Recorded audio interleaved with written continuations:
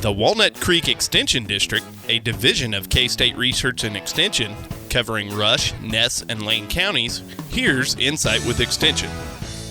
The larvae of various moths and butterflies are among some of the most destructive foliar-feeding pests that are found. Although caterpillars of most species are worm-like and not easy to distinguish from one another, there is one pest in particular that is unmistakable, and is sometimes confused with not being an insect at all. The bagworm, as the name implies, are caterpillars that live in bags and are responsible for countless amounts of tree loss each year. Oftentimes, homeowners in the area describe a situation where the foliage of their pine or cedar tree has disappeared overnight. Although their damage seems to materialize quickly, the fact is bagworm problems start out small, but given a couple of years can clean the foliage from a juniper in a matter of days. The scary thought is that from a single old bag, close to 1,000 new bagworms can hatch and start to feed. Bagworms feed on a number of different plants in the landscape, but most commonly they can be found on junipers, spruce, and pine. As they feed, they grow in size, becoming more destructive, more noticeable, and harder to control. The good news is that once non-damaging levels of insects have been reached, recovery time can be within 3 to 4 months. Bagworm eggs hatch in late May or early June, which makes this the ideal time for control. Soon after hatching, a worm about the size of a pencil lead starts eating the foliage. As the worm grows, it spins a silken bag around its body, camouflaged with bits and pieces of the host foliage, which is why it is often mistaken for just a part of the tree or shrub. By late summer, the bag may be a couple inches long and become impossible to control. Controlling this pest shortly after hatching is ideal due to the fact they are small and no measurable plant damage has occurred. Many insecticides are labeled to control bagworms, but timing and coverage must be carefully planned to ensure effectiveness. Any of them can do a good job, but you've got to follow label directions exactly. Proper coverage is important for good control, covering them from the tips of the branches into the interior canopy. Apply a thorough covering of the spray mixture to soak the small developing bags for best results. As the bags become larger, control is more difficult. A mature bag will repel the chemicals, making them useless. By the arrival of fall, the only method of control is to handpick and remove the developed bags. This has been Chris Long with the Walnut Creek Extension District.